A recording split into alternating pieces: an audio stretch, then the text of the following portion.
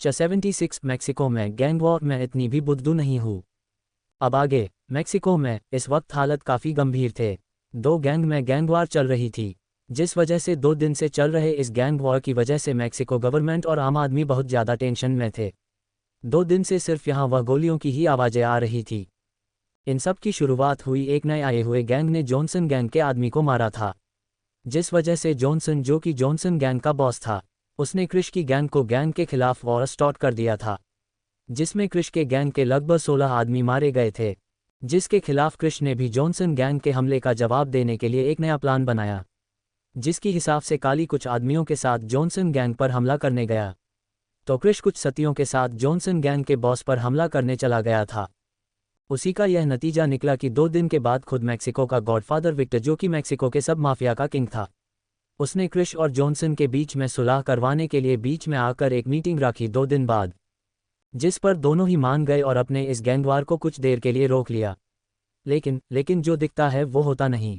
ऐसी तरह जॉनसन और क्रिश ने मीटिंग के लिए हाँ तो कहा, लेकिन चुपचाप मीटिंग के दिन ही एक दूसरे को मारने की पूरी प्लानिंग भी कर ली थी। दूसरी ओर शाम का समय राघव ने सबके लिए कुछ स्पेशल शॉपिंग की थी, जिसकी वजह से सारी लेडीज़ काफ़ी खुश थी। जिसके बाद राघव और जानवी होटल फीनिक्स चले गए। वहीं जिया और अर्जुन अपने विला और किरण अपने कपूर विला चली गई। जिया ने राघव और जानवी को मेहता विला में रहने के लिए बुलाया था, लेकिन राघव ने कुछ पर्सोनल काम बोलकर बाद में आएंगे कहकर उसको टाल दिया। वहीं दूसरी ओर लावण्या इस वक्त अपने केबिन में बैठी हुई थी, जहां वीर ने लावण्या को जो एम्बुलेंस पर हुए हमले के बारे में पता था वो सब बता दिया था, जिसे सुन लावण्या कुछ सोचने में गुम थी। वहीं वीर लावण्या के कुछ बोलने का काफ़ी देर से वेट कर रहा था, लेकिन काफ़ी वक्त होने के बाद भी जब लावण्या कुछ नहीं बोली, तब वीर इरिटेट होकर कहता है, लावण्या तुमने मेरी बात सुनी या नहीं? वीर की चिल्लाने की आवाज़ सुन लावण्या होश में आते हुए कहती है, हाँ भाई मैंने सुना, आपने क्या कहा? फिर तुम किस सोच पर इतनी गुम थी कि मेरी इतनी बड़ी बात का कोई जवाब भी नहीं दिया? वीर कहता है, जिस पर लावण्या फिर कुछ सोचते हुए शांत हो जाती है।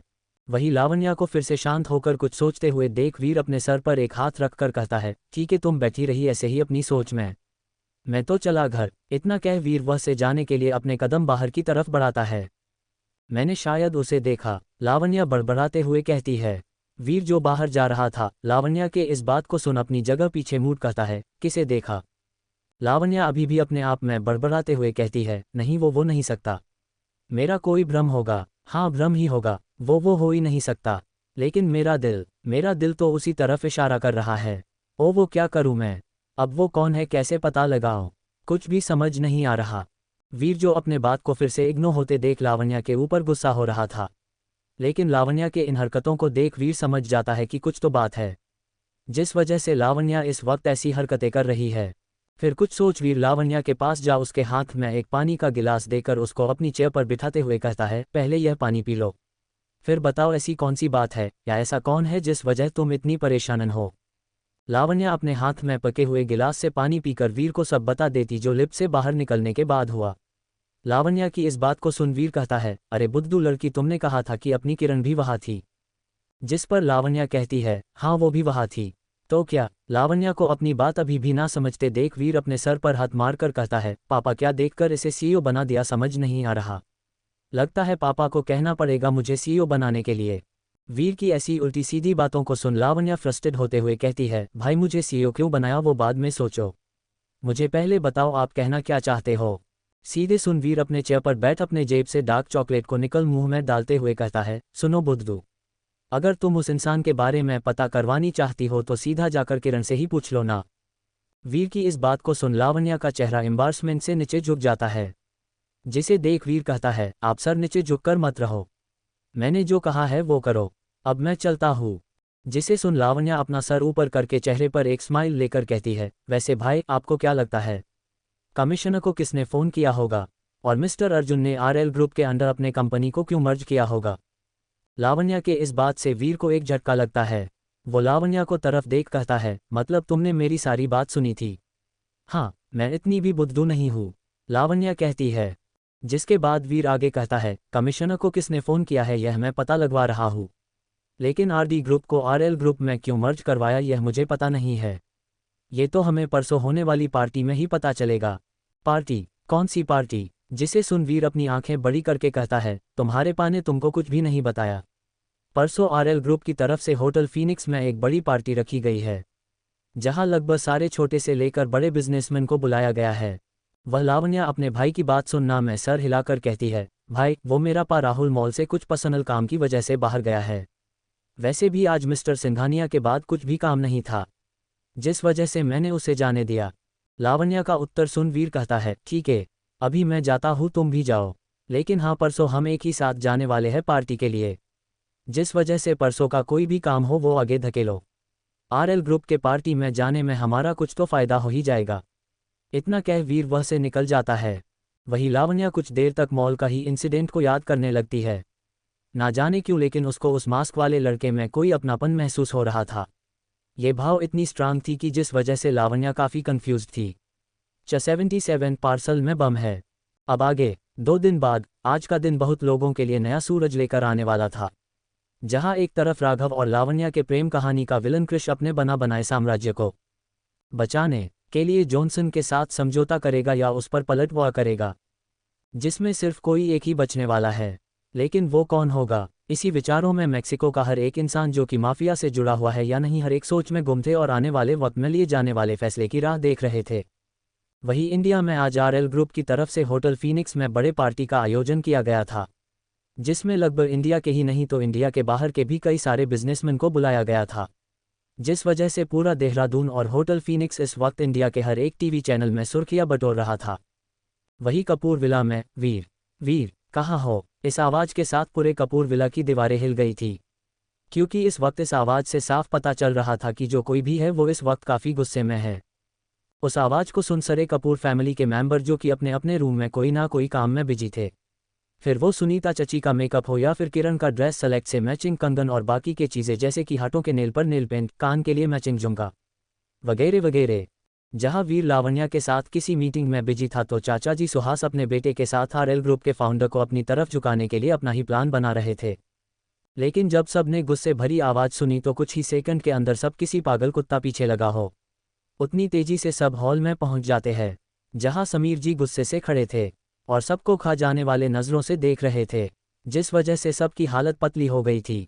वीर जब देखता है कि पापा ने उसे बुलाया है तो थोड़ा डर के साथ अपने पापा के साथ जा कहता है, हाँ पापा आप बुला रहे थे, कोई काम था? जिसे सुन समीर जी जो कि अब तक सबको घूर के देख रहे थे अपनी तपती नज़र वीर पर डालकर कहते हैं, आज आरएल ग्रुप में हमारे पूरी फैमिली को पार्टी में बुलाया है जो कि शाम को 7 बजे चालू होने वाली है, ये याद तो है ना? जिसे सुन वीर कहता है, हाँ पापा मुझे याद है, मैं तो अभी तैयार ही होने जा रहा था मीटिंग खत्म कर, अभी 5 बजे है और अभी तक सब वैसे के वैसे ही हो, किसी को भी टाइम का पता है? हमें अब तक तो तैयार होकर निकलना होगा।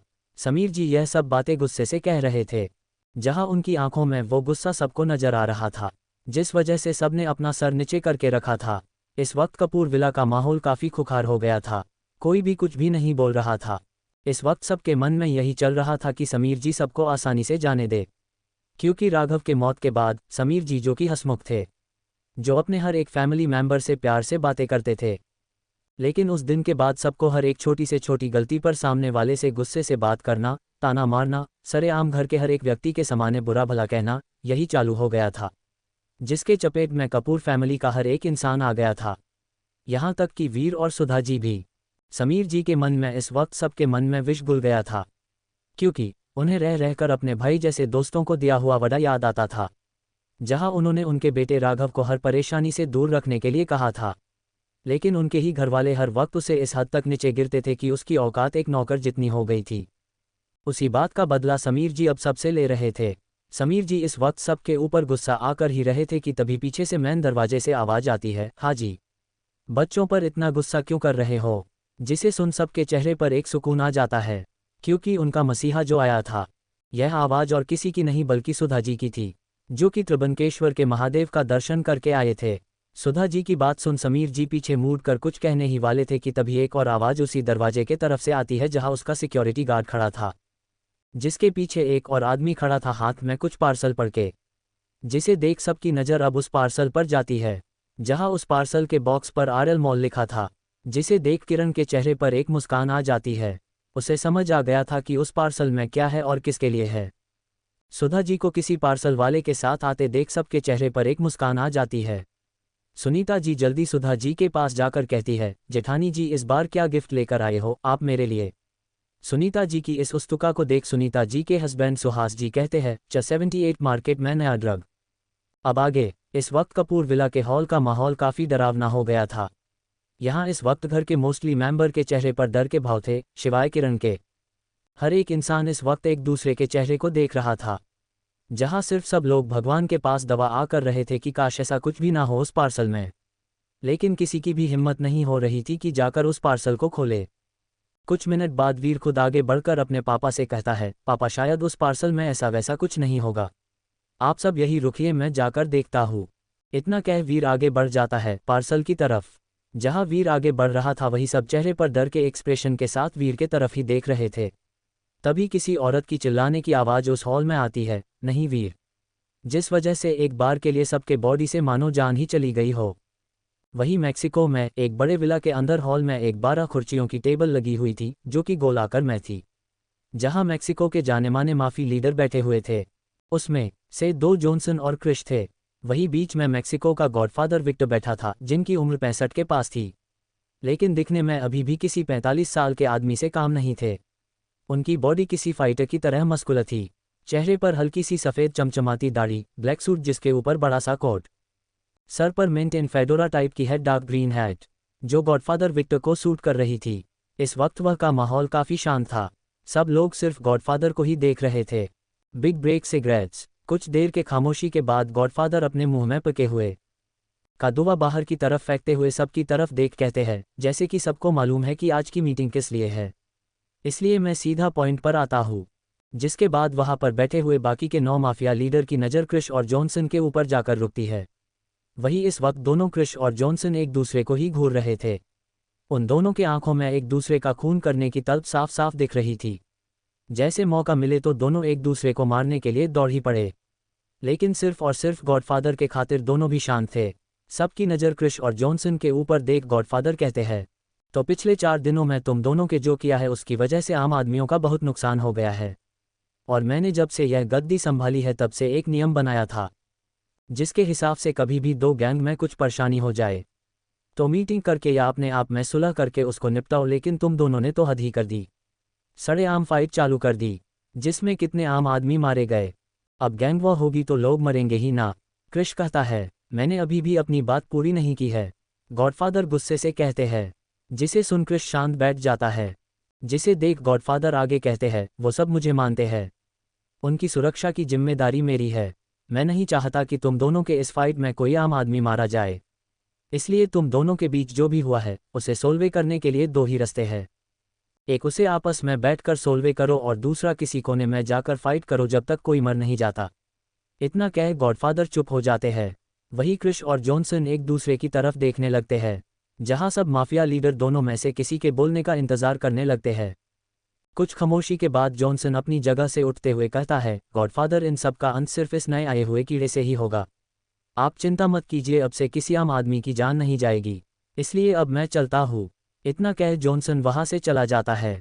जॉनसन के जाने के बाद गॉडफादर क्रिश की तरफ देखकर कहते हैं, अब जो भी होगा वो तुम दोनों में से किसी एक के अंत से ही होगा, इसलिए मैं चाहता हूं कि तुम दोनों के फाइट में किसी और का नुकसान ना हो। वही जॉनसन को जाते देख क्रिश के चेहरे पर एक डेविल स्माइल आ गई थी, जिसे सबने इग्नोर किया। वही गॉडफादर की बात सुन क्रिश कहता है, गॉडफादर आप चिंता मत कीजिए, आज के बाद ऐसी कोई परेशानी मेरे तरफ से नहीं होगी। और हाँ, कल मैंने एक पार्टी रखी जहां मैं चाहता हूं कि आप स्पेशल गेस्ट बनकर आओ, जिसकी इनविटेशन लेटर आपको मैं कल देने के लिए आऊँगा। इस वक्त क्रिश की बात सुन सबको कुछ भी समझ नहीं आ रहा था कि क्रिश ऐसी हरकतें क्यों कर रहा है, क्योंकि इस वक्त हालत ऐसे थे कि जॉनसन कभी भी उसके ऊपर हमला कर सकता है, जिस वजह कोई भी कह नहीं स्कॉट था कि क्रिश कल का सूरज भी देख सकता है या नहीं। 79 शादी का प्रस्ताव लावण्या के लिए या वीर के लिए। अब आगे। जहां एक तरफ क्रिश और जॉनसन एक दूसरे को मारने के लिए आतुर थे, वही इंडिया में कपूर विला में अब तक किरण और वीर ने पार्सल को ओपन किया था, और जैसे ही दोनों ने पार्सल में रखे हुए गिफ्ट को देखा दोनों की आंखें मनो बाहर ही आ गई थी। दोनों को ऐसे हैरान देख घर के बाकी लोगों को कुछ भी समझ नहीं आ रहा था, जिस वजह सुनीता जी किरण को आवाज लगते हुए कहती है, उस पार्सल में क्या है किरण। अपनी माँ की आवाज़ सुन किरण झूठा एक्सप्रेशन लाते हुए कहती है, माँ इसमें कुछ कपड़े है और एक लेटर भी। जिसे सुन सुनीता जी कहती है, फिर ऐसे ही उसे देखती रहेगी या पढ़ेगी भी। सुनीता जी की बात सुन किरण जल्दी से उस लेटर को अपने हाथ में लेकर हमें सर हिलाकर पढ़ना स्टार्ट कर देती है। इस पार्सल में कपूर फैमिली के हर एक इंसान के लिए आरएल मॉल से पार्टी के हिसाब से कपड़ों का सेट भिजवा दिया है। आशा है कि आप सबको ये पसंद आएगा। आपका RL from RL group. Letter में सिर्फ इतना ही लिखा था, जिस वजह से लेटर पढ़ते ही किरण सबके चेहरे की तरफ देखने लगती है। जहां सबको शौक लगा था, वही सुनीता जी समीर जी से कहती है, भाई साहब यह आरएल ग्रुप ने हमारे लिए कपड़ों का सेट क्यों भिजवाया है। जिस पर समीर जी कहते हैं, मुझे नहीं मालूम। जिस पर वीर कहता है, ये सिर्फ कपूर फैमिली के लिए ही है या बाकी के बिजनेसमैन के लिए भी वही सेट भिजवा गया है। जिस पर किरण कहती है, भाई ऐसा हो सकता है कि पार्टी के लिए कोई एक थीम होगी, जिस वजह से हर एक के लिए सेट आरएल ग्रुप की तरफ से भिजवा गया होगा। हाँ हो सकता है, वीर कहता है।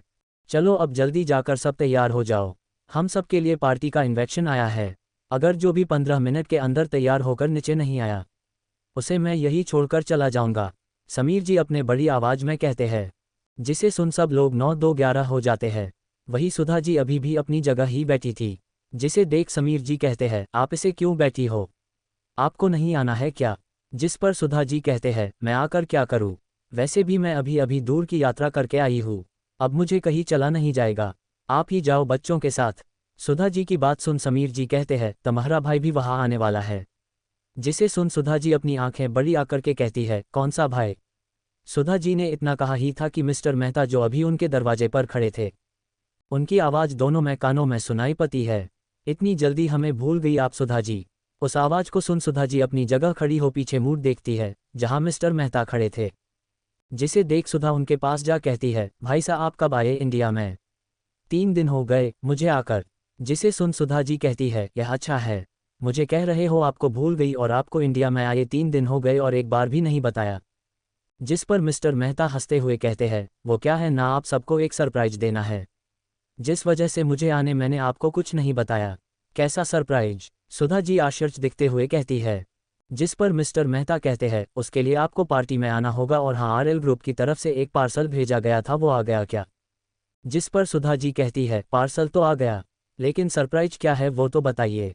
नहीं नहीं, सरप्राइज तो पार्टी में ही बताने वाला हूँ, इसलिए जल्दी से आप सब तैयार होकर आओ, मैं तब तक इंतज़ार करता हूँ, मिस्टर मेहता कहते हैं। मिस्टर मेहता को अपनी बात पर अड़ा देख सुधा जी हमें सर हिलाकर अपने एक नौकर चाय बनाने के लिए बोल अपने कमरे में तैयार होने के लिए चली जाती है। वही सुधा जी के जाने के बाद समीर जी मिस्टर मेहता की तरफ अपनी आंखें सिकुड़कर देखते हैं। इस वक्त समीर जी के मन में बहुत सारे सवाल चल रहे थे। उन्हें ये सब क्या चल रहा है कुछ भी समझ नहीं आ रहा था। लेकिन जब सुबह मिस्टर मेहता का फ़ोन उनको आया था, जहां सब फैमिली को आरएल ग्रुप के पार्टी में आने के लिए बोले था, तभी उनको जो पिछले 3 दिन में देहरादून में हुआ है, फिर आरडी ग्रुप का आरएल ग्रुप में मर्ज होना, आरएल ग्रुप का फाउंडर देहरादून में ही आना, इन सब का मिस्टर मेहता से कोई तो रिश्ता है। सब बात पर शक होने लगा था। इसी शक को दूर करने के लिए इस वक्त समीर जी मिस्टर मेहता को इस तरफ देख रहे थे। समीर जी को अपनी तरफ ऐसे देखता देख मिस्टर मेहता कहते हैं, क्या बात है समीर जी आप ऐसे क्यों देख रहे हो। जिस पर समीर जी कहते हैं, रल ग्रुप के फाउंडर और आपका क्या रिश्ता है ईशान जी, और यह सगाई का फैसला आपने दोनों बच्चों के बिना राय से कैसे लिया। समीर जी को सीधा पॉइंट पर आता देख मिस्टर मेहता कहते हैं, मेरा और रल ग्रुप के फाउंडर का क्या रिश्ता है ये तो आपको पार्टी में पता चल ही जाएगा। रही बात सगाई के बारे में तो आप चिंता मत कीजिएगा, दोनों बच्चे खुशी खुशी तैयार हो जाएंगे। वैसे भी अब दोनों की भी शादी की उम्र हो गई है, कब तक दोनों ऐसे अकेले ही अपना जीवन जिएंगे, इसलिए मैंने यह फैसला लिया है। परंतु ये बात सारे घरवालों के लिए और हमारे दोनों बच्चों के लिए सरप्राइज है, इसलिए इस वक्त आप इस बारे में कुछ ना पूछो तो बेहतर होगा। मिस्टर मेहता की बात सुन समीर जी अपना सर हाँ में हिलाते हैं, फिर बाकी की बातें करने लगते हैं। लेकिन उन दोनों के इन बातों को सुधा जी जो कि कुछ लेने के लिए नीचे आ रही थी, उन्होंने सब सुन लिया था। उन्हें शादी की बात सुन धक्का सा लग गया था। उन्हें समझ नहीं आ रहा था कि किसके शादी की बात हो रही है, क्योंकि समीर जी के और ईशान जी के बातों से यह साफ साफ पता नहीं चल रहा था कि बात लावण्या की अर्जुन के शादी की हो रही है या वीर और ईशान जी की बेटी जिया के बारे में हो रही है। लेकिन सुधा जी मन ही मन खुश थे, क्योंकि शादी किसी की भी हो, लेकिन वो चाहती थी कि अब लावण्या भी राघव को भूल अपने जीवन में आगे बाद किसी से शादी कर ले। वही अगर वीर और जिया को शादी होगी तो उन्हें इस बात भी खुशी थी। क्योंकि उनकी बेटी की शादी उनके भाई के बेटी से ही होने वाली थी। वो मन ही मन सोचकर कहते हैं, अच्छा हुआ ईशान भाईसा ने खुद शादी की बात की, नहीं तो मैं खुद मेरे दोनों बच्चों के लिए उनके दोनों बच्चों का हाथ मांगने वाली थी। चलो अब जाकर तैयार होकर आते हैं। इतना कह सुधा जी अपने चेहरे पर एक मुस्कान ले अपने रूम में चली जाती है। वही कुछ 30 मिनट बाद सारी कपूर फैमिली कपूर विला के बाहर खड़ी थी, जहां समीर जी और सुधा जी मिस्टर मेहता के साथ बैठे थे। किरण, वीर और सौरभ एक गाड़ी में बैठे थे। सुनीता जी और सुहास जी एक गाड़ी में बैठे थे। वही उनके हर एक गाड़ी के पीछे और एक एक बॉडीगार्ड्स की गाड़ियां थी। गाड़ियों का ये काफिला कपूर विला से होटल फीनिक्स की तरफ ठीक 6 बजे निकल चुका था, जिसकी खबर जानवी से राघव तक पहुंच चुकी थी।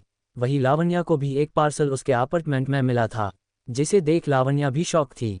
लेकिन तब भी उसने उस कपड़ों के सेट को पहन लिया, जहां लावण्या के लिए एक महंगा रेड पेंडेंट का नेकलेस भी भिजवा दिया था, जिसकी कीमत करोड़ में थी।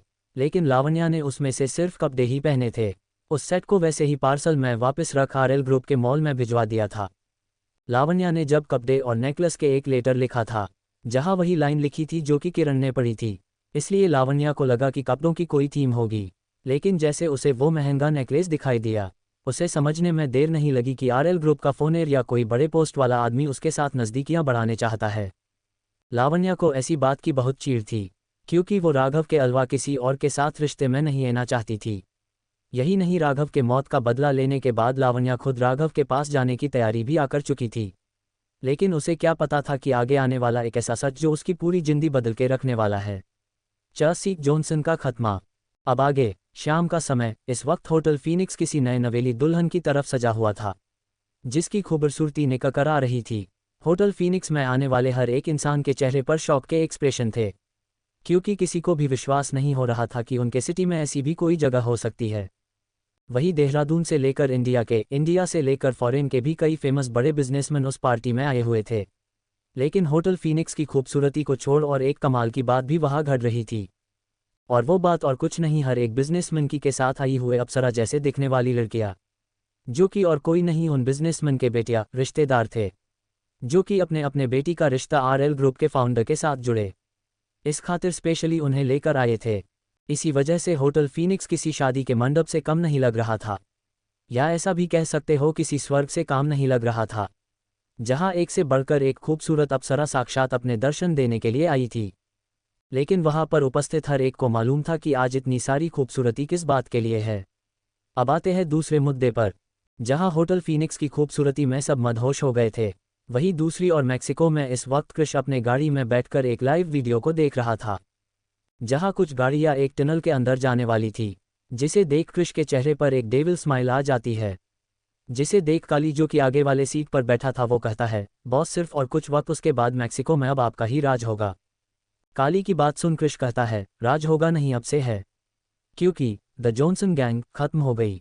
इतना कह क्रिश जोर जोर से हंसाने लगता है, जिसकी आवाज़ सुन एक पल के लिए काली और ड्राइवर दोनों भी डर गए थे। वही क्रिश की इस बात के कुछ ही सेकंड में वो टनल जिसमें अभी अभी कुछ गाड़ियां गई थी, जो कि किसी और की नहीं जॉनसन गैंग की ही गाड़ियां थी, जिसमें उनका बॉस जॉनसन भी था। उस टनल के दोनों साइड और अंदर बड़े बड़े धमाके होते हैं, जिसकी आवाज़ से वहां के सारे वातावरण में एक दहशत फैल जाती है। उस टनल के बम ब्लास्ट आवाज़ और खबर क्रिश के साथ साथ बाकी के गैंगस्टर को भी लग जाती है, जो कि उस रास्ते पर थे या उसके आसपास थे। उसी बम ब्लास्ट के साथ जॉनसन गैंग के बॉस और गैंग का पूरी तरफ से सफाया हो जाता है, जिसकी खबर पूरे मैक्सिको में भी किसी आग की तरह कुछ ही पालों में फैल जाती है, जिस वजह से हर एक के मन में खौफ का छा जाता है। वही बाकी के गैंगस्टरों को भी एक सदमा लग गया था, क्योंकि वो सब समझ चुके थे कि कल के नए आए लड़के ने मैक्सिको के 5 पीढ़ियों से चलते आ रहे जॉनसन गैंग का सफाया कर दिया है, जिस वजह से सबके मन में इस वक्त क्रिश को लेकर एक डर बैठ चुका था, क्योंकि गॉडफादर के बाद जो कि कोई गॉडफादर के सीट पर वाला था तो वो जॉनसन ही था। उन 12 ही माफिया लीडर में जॉनसन की ताकत सबसे ज्यादा थी। वही क्रिश जो ग्रुप चला रहा था वो उसके मामा था का बैठने, जो कि अब वो संभाल रहा था, जिसने मैक्सिको के दूसरे नंबर के सबसे बड़े डॉन को मार डाला, जिस वजह से अब सारे माफिया में सिर्फ कुछ ही पलों में क्रिश को लेकर डर और रेस्पेक्ट बन गई थी।